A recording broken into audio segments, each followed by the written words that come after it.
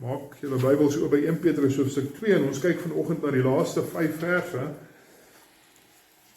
1 Petrus 2 en ons kyk na vers 21 tot 25. Petrus skryf aan die gelowiges, dit sluit ons ook in, julle is immers hiertoe geroep, want Christus het ook ter wille van julle gelei.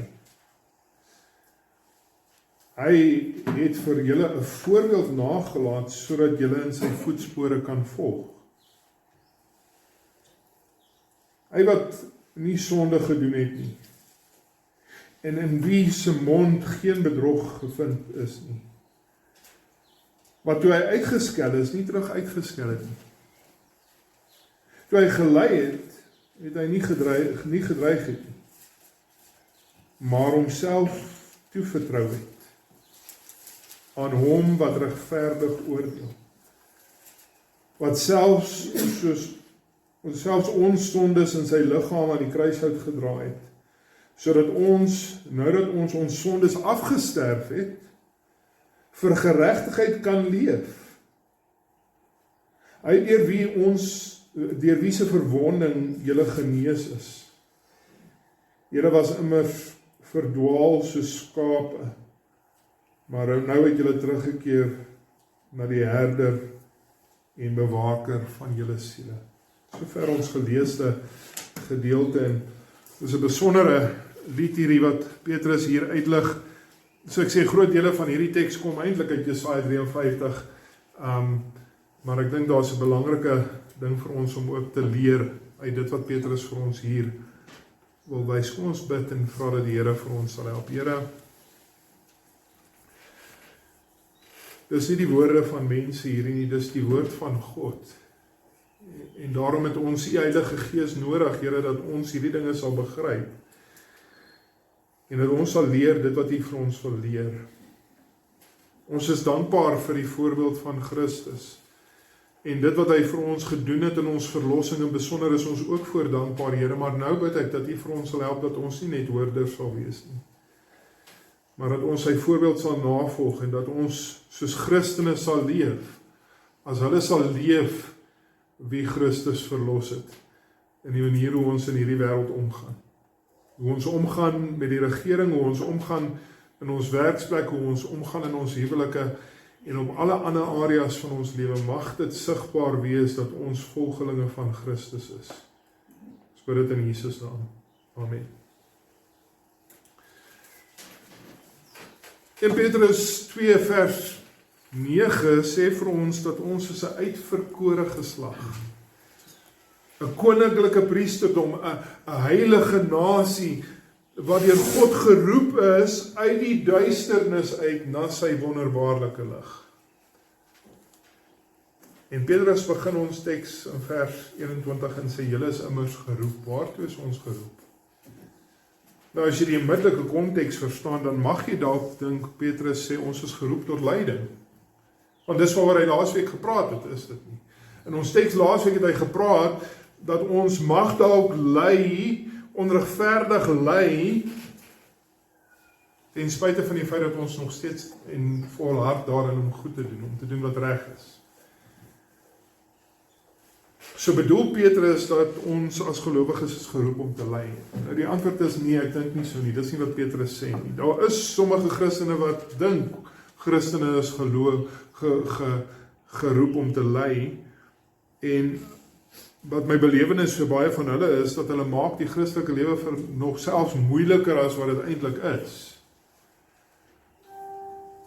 Hulle wil swaar kry, hulle wil beproef word, hulle wil dinge hê wat sleg gaan. Dis nie wat Petrus sê nie. Wat Petrus vir ons sê is dat ons is geroep nie om te ly nie, nie om lyding te soek nie. Ons is geroep om geregtigheid te soek, om te soek om God te verheerlik, en as gevolg daarvan mag ons moontlik ly. Dis wat Petrus sê. Ons is geroep, vers 19, om met God rekening te hou in alles wat ons doen. Ons is geroep, vers 20, om te volhard om te doen wat goed is. En as ons dit doen in die werksplek, soos ons laasweek gesien het, of in enige ander deel van ons lewe, as ons dit doen, dan mag dit lyding beteken. As daar niemand anders in jou werksplek is wat leef om met God rekening te hou nie, as daar niemand anders in jou werksplek is wat daarop uit is om te doen wat reg is nie, dan mag dit vir jou lyding beteken. Maar die feit dat dit vir ons lyding beteken nie ons moet stop en doen wat almal anders om ons doen nie. Ons moet aanhou om te doen wat reg is, want dis wanneer ons ly as hulle wat reg doen, het ons laasweek gesien, wat daar vir ons genade of eer daarin sal wees by God. Ons moet volhard om goed te doen. Dis waartoe ons geroep is. Ons is geroep om God te eer in alles wat ons doen, om aan te hou om goed te doen, en as dit vir ons lyding inhou, dan hou ons nog steeds volhardend voort daarmee. En hierin sê Petrus vir ons, was Jesus Christus vir ons die perfekte voorbeeld. Hy was die perfekte voorbeeld van iemand wat gelei het, omdat hy gedoen het wat reg is. Is dit nie? Wat gedoen het wat reg is, en ten spyte van dit gelei het. Vers 21, want Christus het ook ter wille van julle gelei. Hy het vir julle 'n voorbeeld nagelaat, sodat julle in sy voetspore kan volg. So Petrus sê vir ons, daar's 2 redes hoekom Christus gelei het. 2 redes. Die eerste rede is een waarvan ons almal hou en wat ons almal baie vinnig is om op te lig. Christus het gesterf vir ons sondes. Dis waar, vir elkeen wat in hom glo. Maar daar's nog 'n rede hoekom Christus vir ons gesterf het. En dis een waarvan ons nie so baie hou nie. Christus het vir ons gesterf om vir ons 'n voorbeeld na te laat om te volg. Ons moet nou soos hy die sonde haat. Ons moet nou soos hy geregtigheid lief hê. Hy het gesterf sodat ons nou in staat is om die sonde te kan afsterf. Hy het vir ons 'n voorbeeld neergelê sodat ons nou kan volg en wees heilig soos God heilig is, daartoe streef. En so wat Petrus vanoggend hier doen, ek het dit nou reeds genoem, Jesus Christus was die lydende knegt van Jesaja 53, en Petrus gebruik dan Jesaja 53 as die basis vir dit wat hy in ons teks vanoggend sê. Ons is geroep, en dis ons tema vir vanoggend, ons is geroep om Christus se navolgers te wees, dat Christus is vir die gelowiges 'n voorbeeld van iemand wat onregverdig gelei, van onregverdige lyding. En hy beskryf dan Jesus se lewe hier, vir ons 3 beskrywings van Jesus se lewe hier in ons teks. Eerstens, hy het gelei sonder om te sondig. Hy het gelei sonder om te sondig. Vers 22 is 'n aanhaling uit die tweede deel van Jesaja 53 vers 9. Wat sê Jesaja 53 vers 9? Het sê, alhoewel hy nie geweld gepleeg het nie, en bedrog nie in sy mond was nie. Nou jy sal sien as jy die Afrikaanse vertaling, of enige ander vertaling van Psalm van 1 Petrus 2 het, die woorde verskil, en die rede hoekom die woorde verskil is, want Jesaja is geskryf in Hebreëus, en 1 Petrus is geskryf in Koine Grieks, in die Grieks van die Nuwe Testamentiese tyd. So obviously, die verskil is bloot net 'n woordverskil tussen die vertaling van een taal na 'n ander. Maar wat dit sê is presies dieselfde. Jesus is vir ons 'n voorbeeld, want hy het nie geweld of bedrog gepleeg nie, ten spyte van die feit, of hy het nooit bedrog of geweld gepleeg nie, en ten spyte van dit het hy nog steeds onregverdig gelei. Nie waar nie. En die Nuwe Testament bevestig oor en oor vir ons dat Jesus onregverdig gelei het. Ons hoef nie eers ver te gaan nie, die evangelies maak dit oor en oor vir ons duidelik. En dis nie net Jesus se vriende of Jesus self wat vir ons sê dat hy was sonder sonde nie, sy vyande sê dit vir ons. Judas Iskariot. In Matteus 27 vers 4 sê, wat sê Judas Iskariot, die een wat Jesus verraai het? Ek het gesondig deur onskuldige bloed te verraai. Hy erken Jesus het onregverdig gelei. Dat Jesus was sonder sonde en het gelei. Pontius Pilatus, Johannes 18 vers 48, ek vind geen skuld in hierdie man. Jesus self sê vir ons dat hy is sonder sonde. Hy sê dit in Johannes 8 en Johannes 8 vers 29 en Johannes 8 vers 46. Die apostels sê dit oor en oor vir ons dat hy was sonder sonde.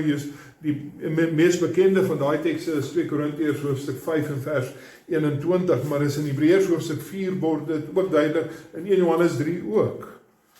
Dat Jesus wat sonder sonde. Nou ons verstaan, doen ons nie, ons verstaan hoekom dit noodsaaklik was vir ons verlossing, dat Jesus sonder sonde moes wees. Ons verstaan dit. Hy moes 'n sondelose offer wees, want hy het ons geroep, sê 1 Petrus hoofstuk 2 vers 9, uit die duister na sy wonderbaarlike lig. Maar dan die vraag is, wat Petrus hier doen in ons teks, is nie om te sê, Christus het gesterf ter wille van ons verlossing nie. Wat is Petrus se punt? Dat Christus was sondeloos om vir ons 'n voorbeeld te wees, is sy punt. So hoe is sy sondeloosheid vir ons 'n voorbeeld? Hier is die ding, dat Jesus Christus het ons nie gered sodat ons kan voortleef in die sonde. Dat ons kan voortleef in die duisternis nie. Hy het ons geroep as 'n uitverkore geslag. As 'n koninklike priesterdom, as 'n heilige nasie. Jesus Christus het gekom en gesterf om vir ons 'n voorbeeld te stel, sodat ons in sy voetspore kan volg, sê ons teks. Sodat ons, soos 1 Petrus 1 vers 16 sê, ons kan heilig wees soos hy heilig is. Dis waartoe hy ons geroep het. Dis waarin hy vir ons 'n voorbeeld is. Hy het onregverdig gelei, hy het onregverdige lyding verduur as 'n voorbeeld vir ons. En ek dink wat belangrik is vir ons om hier te onthou is Hebreërs hoofstuk 12, dink ek vat hierdie ding mooi raak. Hebreërs hoofstuk 12 vers 3 tot 4. Luister wat sê Hebreërs, die Hebreërs skrywer. Dink inderdaad aan hom. Dink aan Jesus Christus. Wat so vyandigheid van die kant van sondaars teen hom verduur het. Sodat hulle nie geestelik moeg raak en uitsak, sodat julle verskoning. So kyk na Jesus Christus se voorbeeld wat soveel vyandigheid van sondaars verduur het, sodat julle nie uitsak nie en geestelik moeg raak nie. En dan hierdie laaste woorde, julle het nog nie teen bloedige strijdgebied teen die sonde. Dink aan jou sonde, dink aan die sonde wat jy nog steeds mee besig is. Dink miskien aan daai sonde wat jy naby in jou hart het, wat jy so baie van hou, het jy al tot bloedsweet. Jy al ten bloede sondige teenstrijdgebied aan daai sonde. Dat het jou iets moes kos. Christus se voorbeeld, hy het vyandigheid van ander aanvaar. Hy het selfs gesterf terwille daarvan om sonde tot nie te maak, en dit was eers sy einde. Daar is 'n voorbeeld vir ons. Ons moet bereid wees om selfs ten bloede, selfs tot die dood toe te stryd teen ons sonde. Want Christus het gesterf vir ons sonde. Soos Christus moet ons met God rekening hou, vers 19b en vers 20c. Ons moet volhard om te doen wat goed is. En dit mag selfs beteken, vers 19 sê, dat ons moes lyding verduur, onregverdige lyding verduur.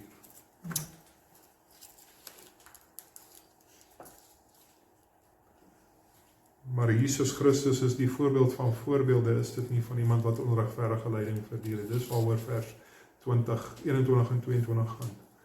Hy was vir ons 'n voorbeeld van iemand wat onregverdig gelei het terwyl daarvan om te doen wat reg is. Daar was geen gebrek aan voorbeelde van Christene deur die eeue wat gelei het nie. Die Nuwe Testament is vol, die Ou Testament is vol daarvan, die Nuwe Testament is vol van getuienis van gelowiges wat gelei het. Die geskiedenis van die wêreld is vol van getuienis van Christene wat gelei het. En ons hoef nie eers terug te gaan in die geskiedenis nie, hier in die 21ste eeu, hier in 2026 is dit die jaar, ja, kan ons gaan opkyk. The Voice of the Martyrs en talle ander voorbeelde van webtuises wat vir ons wys dat Christene vandag nog steeds ly vir hulle geloof. Maar wat ons wel kan sien in die skrif is dat waar Christene word gewaarsku dat ons mag ly. En dis belangrik dat ons hierdie ding sal raak sien. Een van die dinge wat Christene mag maak dat ons mag ly, luister wat sê Petrus self, 1 Petrus 5 vers 9, hy sê, as ons die aanslag van die duiwel en as ons vas staan in die geloof, dan mag dit vir ons lyding meebring. As jy die duiwel teëstaan, as jy vas staan vir wat jy glo, mag dit vir jou lyding beteken.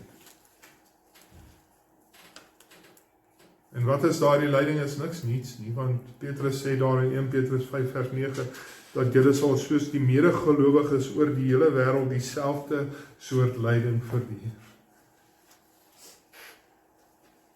Die wêreld haat ons. Jesus sê dit vir ons in Johannes hoofstuk 15. Johannes hoofstuk 15 vers 18 tot 20 sê, die wêreld haat ons net soos wat die wêreld hom gehaat het.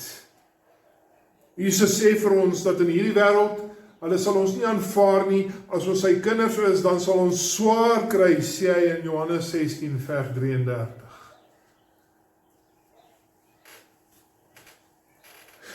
Want dis deur baie ontberings heen wat ons die koninkryk van God ingaan, sê Jesus.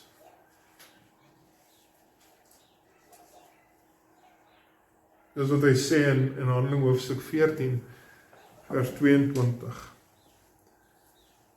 en ander tekste. Nou hier is die ding, broer en suster, beteken dit as jy 'n Christen is, sal jy ly? Nee, onthou wat ek begin, ons is nie geroep om te ly nie. Ek sê nie dat as jy 'n Christen is, gaan jy ly nie. Maar ek sê as jy 'n Christen is en jy doen wat 'n Christen veronderstel is om te doen, te lewe om God te verheerlik in alles wat jy doen, om te volhard om te doen wat reg is, ten spyte die feit daarvan dat almal om ons doen wat verkeerd is, dan mag dit vir ons lyding beteken. Lyding is nie gewaarborg nie, maar as ons opstaan vir die eer van die Here en heerlikheid, dan is dit 'n moontlikheid. En dan moet ons as gelowiges Christus se voorbeeld voor oë hou. En onthou dat hy het onregverdige lyding verduur en volhard in die geloof. En so of jy in die werksplek is of enige ander plek in hierdie wêreld, as jy onregverdige lyding verduur, as jy onregverdige lyding beleef, dink aan Christus se voorbeeld en volhard om te doen wat God eer. Volhard om te doen wat reg is, ten spyte van wat anders sê. Ons moet volhard om goed te doen. Maar tweedens dan, ons kyk na dinge in Christus se lewe, nee, ons kyk na beskrywings van Christus se lewe, en die tweede beskrywing is, hy het gelei in onderdanigheid aan God. In onderdanigheid van God. Hy het gelei in onderdanigheid aan sy Vader. En daarvoor kyk ons na vers 23 van ons teks. En vers 23 is 'n aanhaling van Jesaja 3 vers 7. Nou dis nie eintlik 'n aanhaling nie, maar dis wat in gedagte is, wat in Petrus se gedagte is wanneer hy vers 23 sê. Wat sê vers 7 van Jesaja 53? Dit sê hy was mishandel, maar hy het hom daaraan onderwerp en nie sy mond oopgemaak nie, soos 'n skaap wat ter slagting gebring word, soos 'n ooi wat voor haar skeerder stom is, het hy sy mond nie oopgemaak nie. Hy was uitgeskel. Sê Petrus, en is nie terug uitgeskel nie. Dis wat Jesaja hoofstuk 53 vir ons sê, dat hy het sy mond nie oopgemaak nie. En dit herinner my aan iets. Dit herinner my aan Numeri hoofstuk 20, Numeri 20 vers 3. Ja, ons ken die verhaal. Die verhaal is Moses wat die rots slaan. Hoekom slaan hy die rots? Hoekom slaan Moses die rots? Hy slaan die rots want die mense het hom uitgeskel en Moses raak kwaad. Moses raak kwaad oor die mense wat hom uitskel en hy slaan die rots. Nou, hoekom laat dit my aan dit dink? Nou, hier is die rede hoekom dit my aan dit laat dink, is die Fariseërs, onthou julle, die Fariseërs daar in Johannes hoofstuk 9 vers 28, Jesus het sopas 'n blinde man genees. En hulle skel hierdie blinde man uit. Jy is dalk 'n navolger van Christus self. Maar ons is navolgers van Moses. Net soos wat Moses gesondig het toe hy uitgeskel is. Net so het hulle gesondig teenoor hierdie Joodse man wat genees was. Ironies dat Moses, net soos wat hulle is die disippels van Moses, en soos Moses kwaad geword het, so het hulle kwaad geword. En hulle het Jesus, hierdie blinde man het nie kwaad geword nie. Hulle was besig om hom uit te skel. Maar hy kwaad geword? Nee, want hy was 'n navolger van Christus. Iets waaraan ek self ook skuldig is natuurlik, net soos baie ander sondes ook. Is dat soms wanneer 'n mens kwaad word, wanneer jy uitgeskel word, dan raak jy kwaad. Bid dat die Here vir ons sal help, dat ons soos Jesus sal wees en nie soos Moses nie. Ons word geroep om nie terug uit te skel nie, want Christus het nie terug uitgeskel nie. Ons word geroep om soos 1 Korintiërs hoofstuk 4 en vers 12 vir ons sê, al word ons beledig, moet ons seën. Al word ons vervolg, moet ons verdra. Dis waartoe ons as Christene geroep is. Ons Here was uitgeskel, ons Here was verhoor en gekruisig. En dis juist daar in die kruisiging en sy verhoor, waar ons gesien dat Jesus oor en oor uitgeskel word, en hy bly doodstil. Die mees onregverdige gebeurtenis ooit. En Jesus bly doodstil, hy sê nie 'n woord nie. Sy kruisiging en verhoor in Matteus hoofstuk 26 en vers 67 tot 68, en daar's ander tekste ook wat dieselfde oordra. Ons weet Jesus was gedreig. Nee. Petrus sê vir ons in vers 23, hy was gedreig en hy het niks gesê nie. Die hoëpriester het Jesus gedreig. In Markus hoofstuk 14, vers 60 tot 61. Maar Jesus het stil gebly. Pilatus het Jesus gedreig in Markus hoofstuk 15 vers 1 tot 5, maar wat het Jesus gedoen? Hy het niks gesê nie. En toe hy voor Herodes, die keiser, verskyn. Hy voor Herodes verskyn in Lukas hoofstuk 23, het hy niks gesê nie. Hy het niks gesê om homself te verdedig nie. Hoekom? Hoekom het Jesus nie terug uitgeskel nie? Hoekom het Jesus hulle nie beledig toe hulle hom beledig het nie? Die antwoord is, Petrus sê vir ons die rede is nie omdat Jesus beter is as die res van ons nie. Hy is beter as die res van ons, maar dis nie die rede nie. Hier is die rede hoekom hy dit nie gedoen het nie. Petrus sê vir ons in vers 23, want hy het homself toevertrou aan hom wat regverdig oordeel. Wie het hy homself aan toevertrou? Hy het homself toevertrou aan sy hemelse Vader. In steede daarvan, toe hulle hom uitskel, om terug uit te skel, in steede daarvan om te beledig, toe hulle hom beledig het, het hy homself toevertrou aan sy Vader. En dis presies wat Jesaja ook vir ons wys, en dis wat Petrus in sy gedagte het. Jesaja 53 vers 6, vers 10 en vers 12, het hy hier in gedagtes. Hoekom het Jesus homself aan die Vader toevertrou? Wel, die rede is Jesaja 53 vers 10, maar die Here het verkies om hom te verbrysel. Die Here het hom siek gemaak.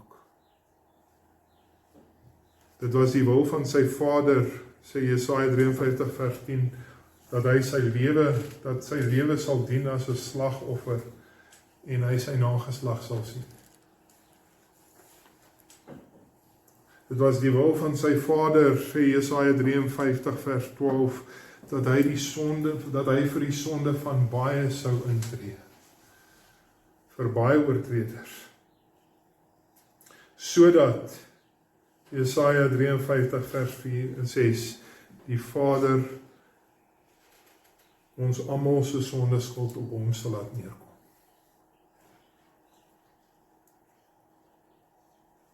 Sodat ons almal wat soos klein vee gedwaal het, elkeen sy eie koers ingeslaan, kan terugkom na die Vader.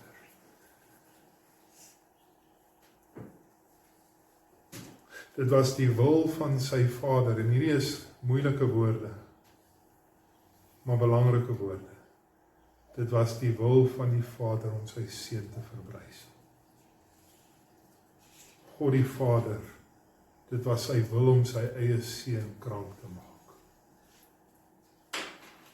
Hoekom? Romeine 4 vers 25 gee vir ons die antwoord.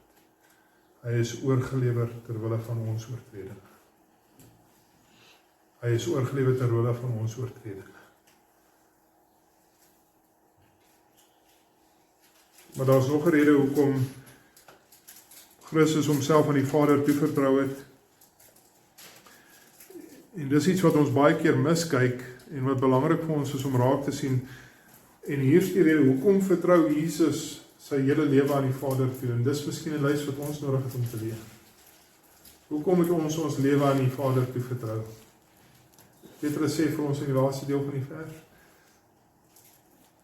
want God is nooit onregverdig nie. Daar is die antwoord. God is nooit onregverdig.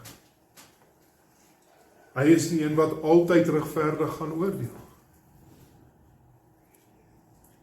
Hy gaan altyd doen wat reg is.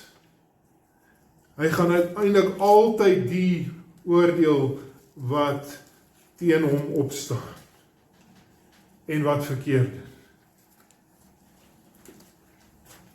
Hy is die een wat regverdig oordeel. Wat sê Romeine hoofstuk 12 vers 9? En dis 'n aanmoediging deur Paulus aan ons. Hy sê, moet julle nie wreek nie. Moenie julle self wreek nie, maar los ruimte vir die oordeel. Daar staan immers geskrywe, aan my, aan God, kom die wraak toe, is dit nie? Ek sal vergeld, en dis 'n aanhaling uit Deuteronomium 32 daai. God sê, ek sal wraak neem, ek sal oordeel, ek sal vergeld. Hou jy aan om te doen wat reg is, en as jy onregverdig daarvoor ly, ek sal regverdig oordeel. Maar as jy ly, as iemand wat dit verdien, omdat jy gesondig het, omdat jy leef soos die wêreld leef en doen wat die wêreld doen en jy ly dan is daar geen genade vir jou nie. Dit het ons laasweek gesien. Maar as jy opstaan vir wat reg is, ek sal regverdig oordeel. En hier is die voorbeeld waar Christus vir ons 'n voorbeeld is daarin dat God regverdig sal oordeel. Wat het geword van Judas Iskariot? Wat het geword van Pontius Pilatus? Wat het geword van Herodes? Wat het geword van die Joodse leiers? Van hulle is waar wat Kolossense 3 vers 25 vir ons sê, dat elkeen wat verkeerd doen, sal immers vir die gekeerde dade vergeld word. Niemand word volgens uiterlike geoordeel nie. Dis nie omdat hulle die godsdienstige leiers is, wat hulle gaan, wel, julle het 'n vry kans, julle is vergewe. Omdat jy die keiser is, nee, jy is alright, ek vergewe jou, jy het nie nodig, dis nie soos Suid-Afrika en korrupsie nie. Elkeen sal vergeld word vir wat hy gedoen het, vir hom wat regverdig word. Maar hier is Christus 'n voorbeeld dan. Hy word uitgeskel, hy word gedreig, hy ly onregverdig. Hy ly, hy word uitgeskel, hy word gedreig, en deur dit alles volhard Jesus om net een ding te doen. Ten spyte van al die lyding, ten spyte van al die beproewing, van al die gevloek en geskel, Jesus volhard om net een ding te doen. Ek het gekom om die wil van my Vader te doen. Daarin sal ek volhard tot die einde.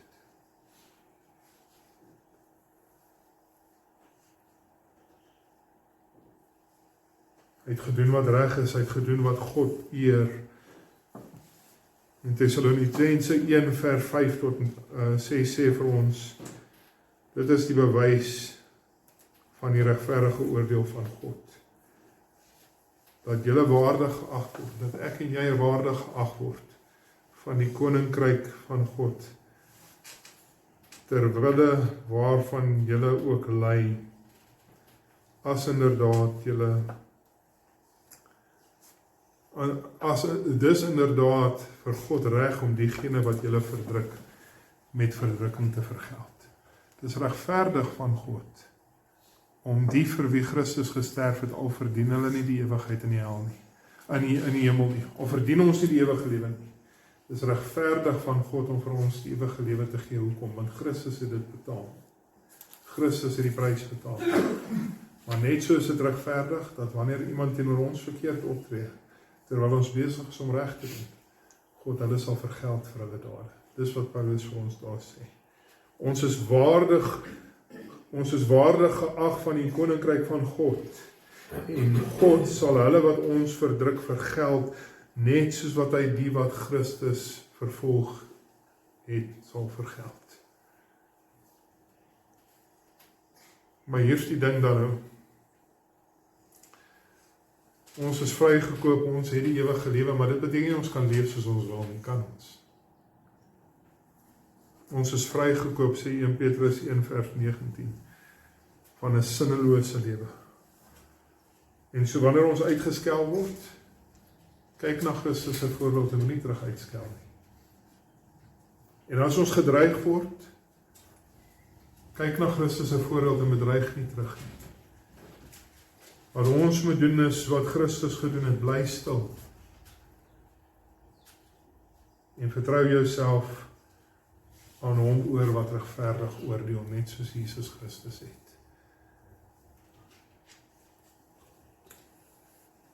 Van die mees besondere woorde van Jesus aan die kruis, en daar was baie van hulle, maar een van die mees besonderse woorde van Jesus aan die kruis, Lukas hoofstuk 23 vers 34. Jesus wat sê, Vader, vergeef hulle, want hulle weet nie wat hulle doen.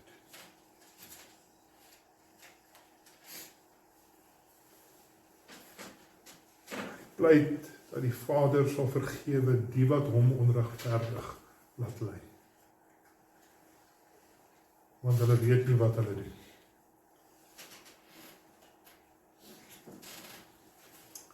En dit bring my by ons laaste punt. Hy het gelei ter wille van genade. Hy het gelei ter wille van genade, vers 24.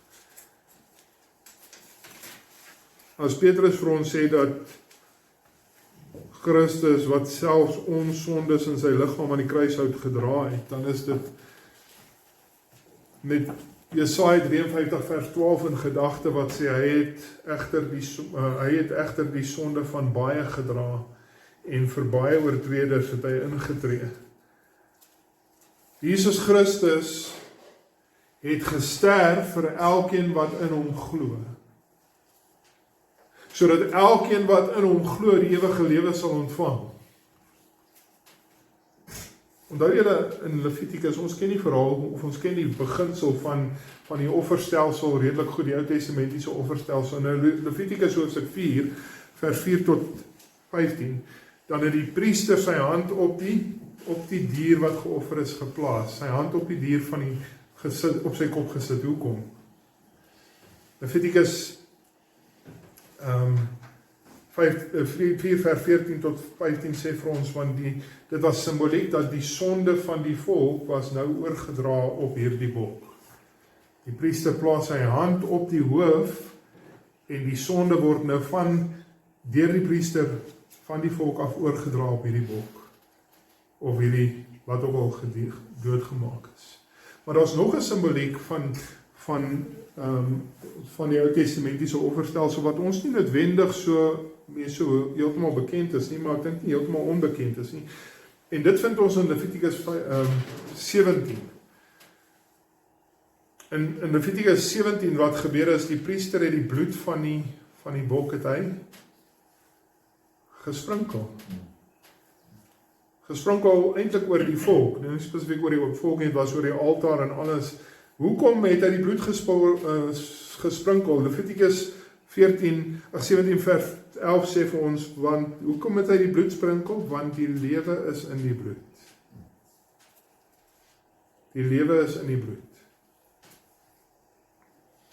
En daarom het God vir hulle die bloed gegee, sê die teks, om by die altaar te gebruik, om versoening vir hulle lewens te doen. Dit is immers die bloed wat deur die lewe van 'n persoon versoening doen. Jesus Christus het deur sy bloed vir ons sondes versoening gedoen. Wat sê 2 Korintiërs hoofstuk 5 vers 21? Hy wat geen sonde geken het nie. Hy wat geen sonde geken het is deur hom het God ter wille van ons tot sonde gemaak, sodat ons in hom voor God regverdig kon wees. Romeine hoofstuk 8 vers 3. Dit waartoe die wet verswak deur die onsondige aard nie in staat was nie, het God gedoen deur sy eie seun vanweë die sonde in die gestalte van 'n sondige mens te stuur, het hy die sonde in die mens veroordeel. So hier sê dan Jesus Christus sterf. Hy gee sy bloed. Want daar is nie versoening sonder die bloed. En Jesus Christus bring dan die versoening. Hy het ons sondes op hom geneem. Hy het in die plek van elkeen wat in hom glo, die toorn van God vir ewig op homself geneem. Dis wat Jesaja 53 vers 6 sê. God het ons almal se sondes skuld op hom laat neerkom.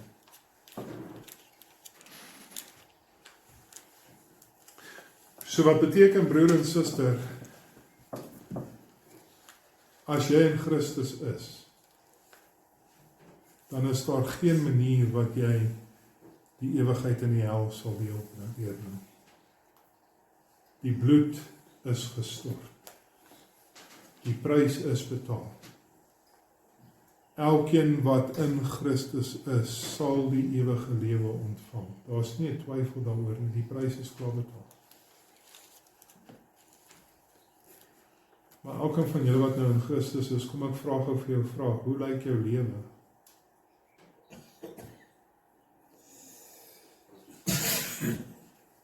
En ek dink jy moet met my saamstem, is daar nog steeds sonde in my lewe is daar nie. Die prys vir my sonde is betaal, maar ek is nog steeds 'n sondaar.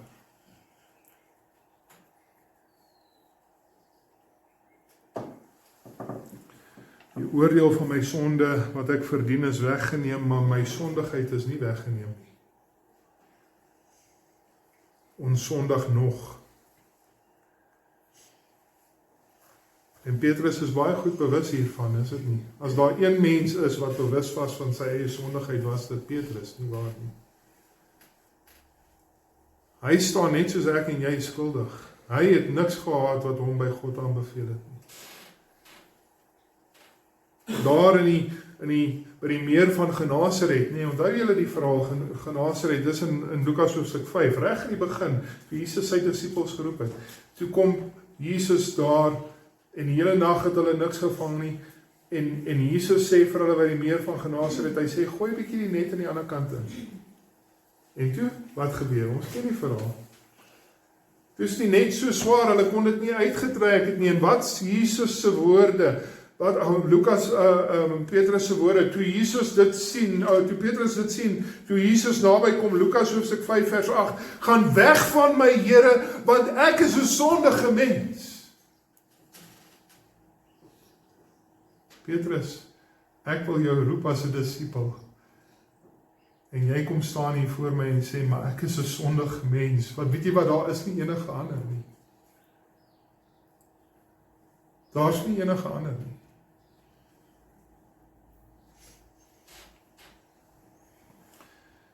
Petrus se sondes is aan ons goed bekend, daar in die tuin van Getsemane, toe die Here daardie nag, daardie geweldige worsteling deurgegaan het daar in die tuin.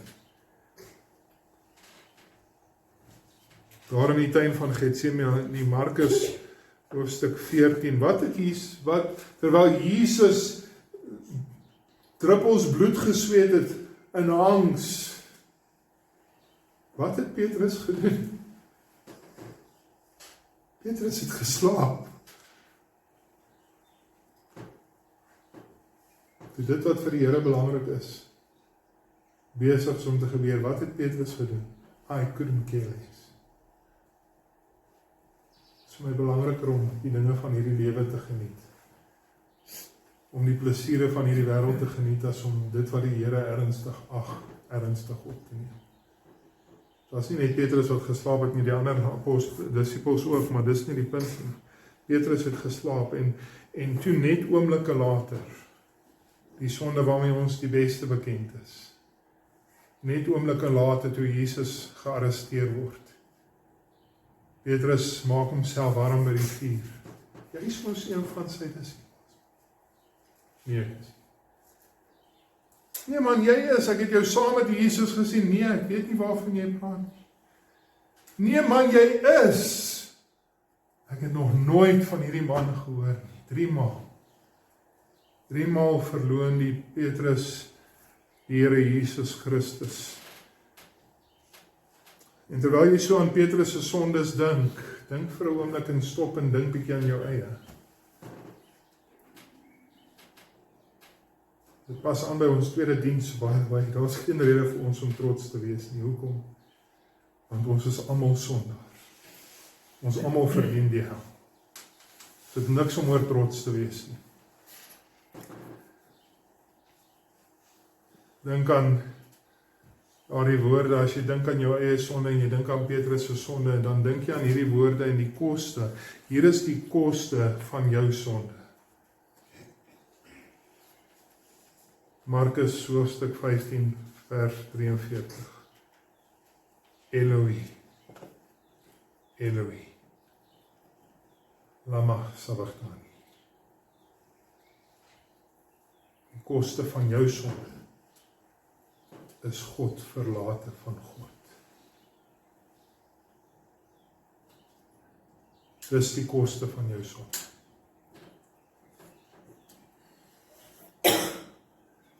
En daarna het Jesus sy laaste asem uitgeblaas.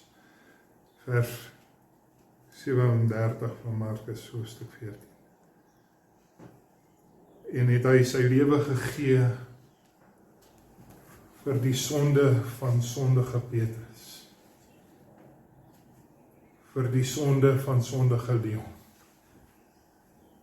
En vir die sonde van elke een van julle wat in die Here Jesus Christus glo.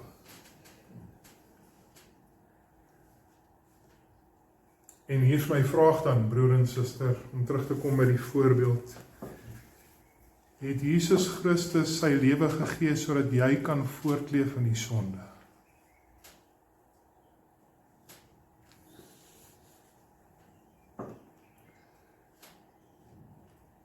En Petrus se antwoord is nee, maar sodat ons die sondes kan afsterf. Sodat ons die sondes kan afsterf.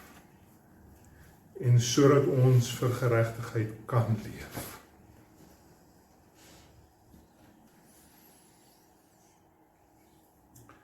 En so wat Petrus sê is, Jesus Christus het deur sy dood dit nou vir ons moontlik gemaak. Hy het ons in staat gestel om die sonde te kan afsterf. Jesus Christus het vir ons gesterf sodat ons in staat is om saam met hom te kan opstaan in die krag van 'n nuwe lewe, om te doen wat God van ons verwag. Dis wat Romeine hoofstuk 6 vir ons sê, is dit nie? En ek wil 'n hele roete vat deur hoofstuk 6, so jy kan maar so te blaai as jy wil. Romeine 6 vers 1 en 2, wat sê hy? Christus het vir ons gesterf, sodat ons nou nie in die sonde kan voortleef nie. Hy het gesterf, sê, sodat ons nou die sonde kan afsterf.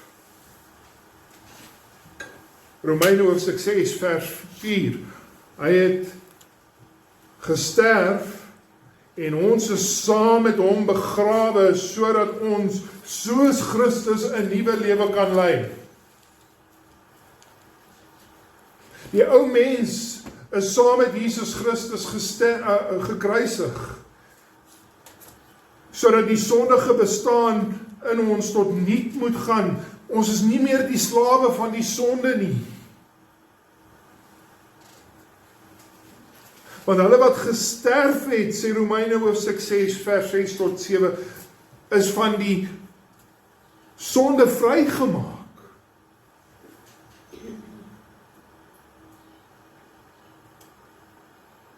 So hier's die ding, broer en suster, 'n Christen, wat sê hy is 'n Christen en onbesorgd en onaandenkend voortleef in sonde, is 'n leienaar.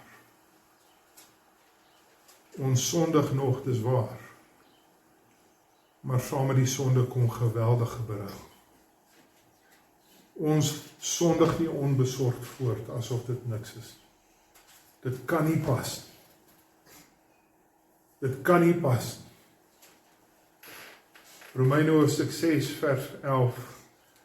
Beskou julle self dan sodat in Christus Jesus julle dood is vir die sonde en lewend gemaak is vir God.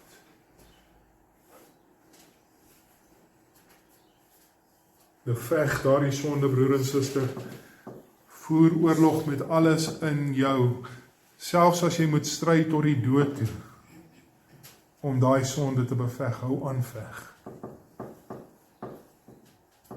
En terselfdertyd, moenie daar eindig nie. Maar beywer jou met alles in jou om God te eer deur heiligheid na te streef. Doen wat reg is. Beoefen die geestelike dissiplines. Moenie tyd in die woord mis nie.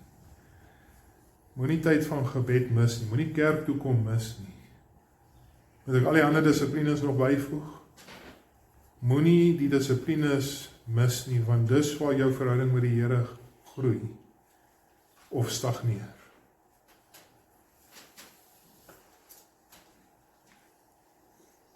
Want sê Romeine hoofstuk 6 vers 14, die sonde mag beslis nie oor julle heers nie.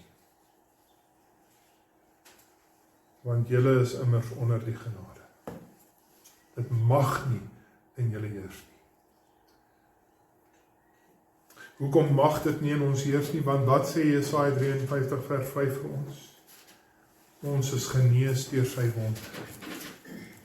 Deur sy wonde is ons genees. En so hier is Christus 'n voorbeeld dan. Hy het nie in die sondes geleef nie, maar in die geregtigheid geleef. En deur sy dood is ons nou in staat om sy voorbeeld na te volg, om die sondes af te sterf, om nie in die sondes te leef nie, maar in geregtigheid te volhard, om te soek wat die wil van God is. Kyk na jou lewe, broer en suster, en kom ek vra die vraag, en hier sluit ek af. Kyk na jou lewe, en sê vir my vanoggend, jy moet vir my sê, is jy een van Jesus se skape? Is jy een van sy skape? Dis die vraag van vers 25. Die Petrus vra net vir ons, is jy een van Jesus se skape? Want hier is die ding van skape. Skape hou van dwaal. Nie waar nie. En skape dwaal soms af. Maar die ding van skape en van Jesus se skape, en dis die belofte van die Christelike geloof, is al sy skape sal weer terugkeer. Almal van hulle. Elkeen van hulle gaan terugkom. Hoekom gaan ons terugkom?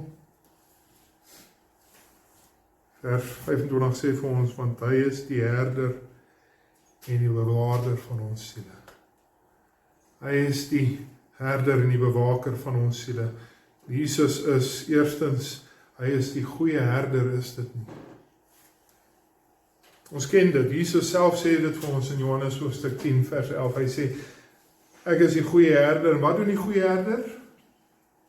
Die goeie herder lê sy lewe vir sy skape af. Die goeie herder, Lukas hoofstuk 15, vers 5 tot 6, 5 tot 7, wat doen die goeie herder? As die skape afgedwaal het, dan gaan soek hy hulle.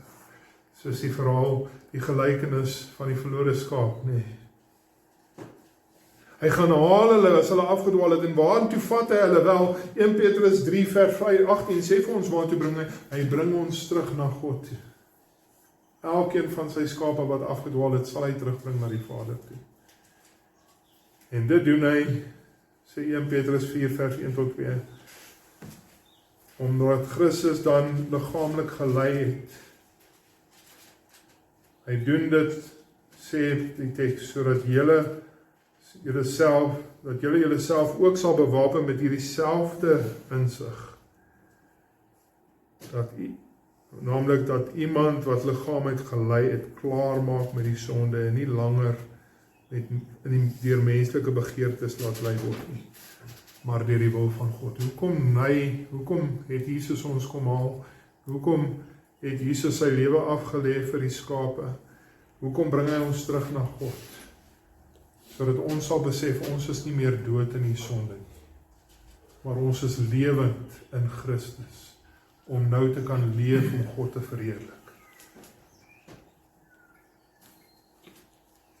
Maar verder sê hy ons, Jesus is nie net die herder nie, hy is ook die bewaarder van ons siele. Wat sê Jesus? Nee, het is my vreeslik interessant, Lukas hoofstuk 22, vers 23, vers 23 tot 31 tot 32, Petrus, dis nou in die tuin, Jesus sê, Petrus, ek bid vir jou. Bid vir jou, hoekom bid ek vir jou? Ek bid dat jou geloof nie sal wankel nie. En mag jy vra, wat mag Petrus, en alle mense, wat mag Petrus se geloof laat wankel? En Jesus sê, die Satan het daarop ingedring om julle soos koring te sif. Die Satan is op die aanslag, hy is op die aanval, hy soek gelowiges om weg te ruk. Hy het aangedring om die koring te sif. En Jesus sê, jy Petrus en al die ander disippels gaan hierdie selfde nag nog afvallig word.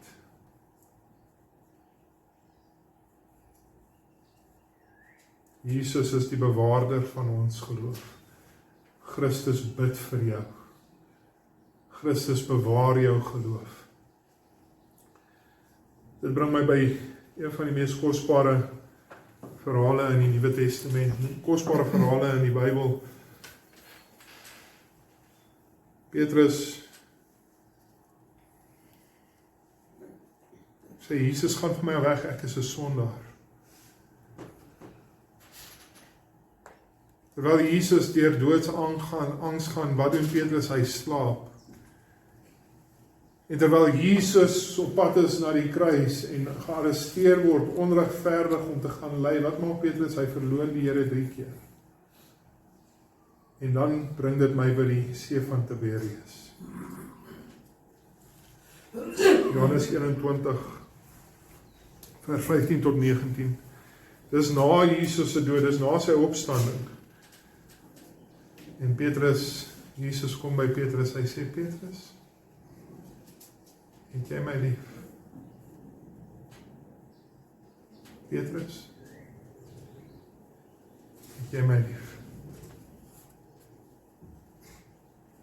Petrus, het jy my werklik lief?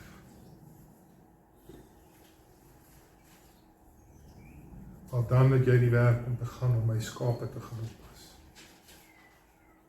3 keer het Petrus die Here verloon.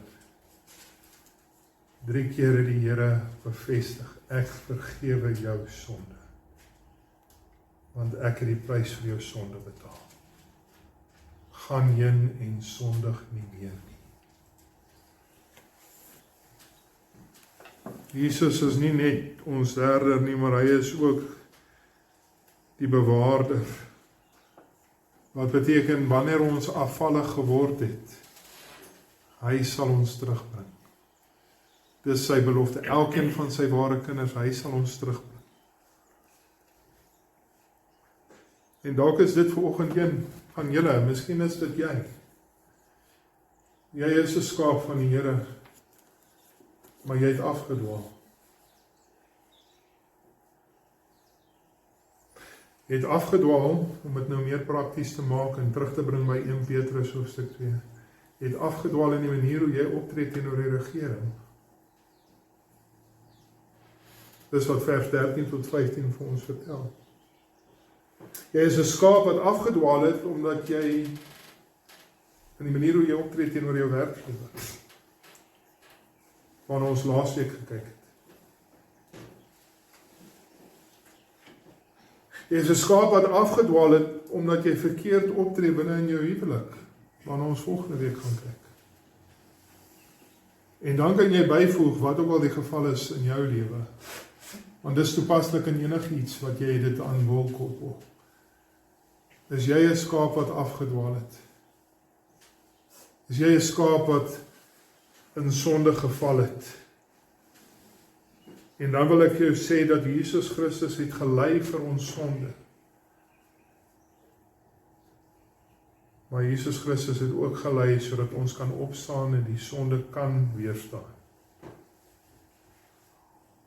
En kan omdraai en geregtigheid kan najaag en doen wat reg is. Hy het gelei vir jou sonde. Maar hy het ook gelei om vir jou 'n voorbeeld te stel van hoe om reg te doen, selfs in die mees moeilike en onmoontlike omstandighede. Wees 'n navolger van Christus. Volhard om teen die sonde te veg. Volhard om geregtigheid na te jaag. Dis Petrus se gebed en dis my gebed vanoggend. Amen. Kom ons bid. Here, dis 'n geweldige, moeilike teks hierin. Ek bid dat U vir ons sal help, Here, dat ons hierdie ding tot harte sal neem. Dat elkeen van ons vanoggend hier ons lewe sal onder 'n vergrootglas plaas en vir onsself vra,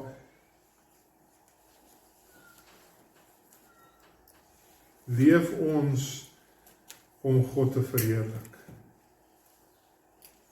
Plaas onsself onder die vergrootglas, Here, en vra, begeer ons bo alles om te doen wat reg is. En Here, selfs al sou dit beteken dat ons moes ly, bid ek dat U vir ons sal help om te kyk na Jesus Christus, sy voorbeeld, wat gelei het ter wille van onregverdigheid.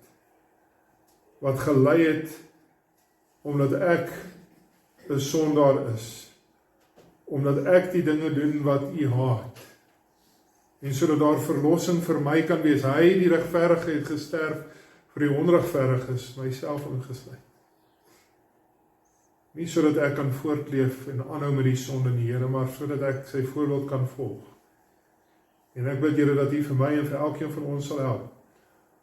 Dat ons nie net ouens sal wees wat sê, ja, ons glo in Christus, maar ons leef asof ons aan hierdie wêreld behoort nie. Dat ons nie sal leef soos hulle wat disippels van Moses is nie, maar dat ons sal leef soos hulle wat waarlik disippels van Christus is. Ek bid, Here, dat U vir ons hierin sal help. Amen.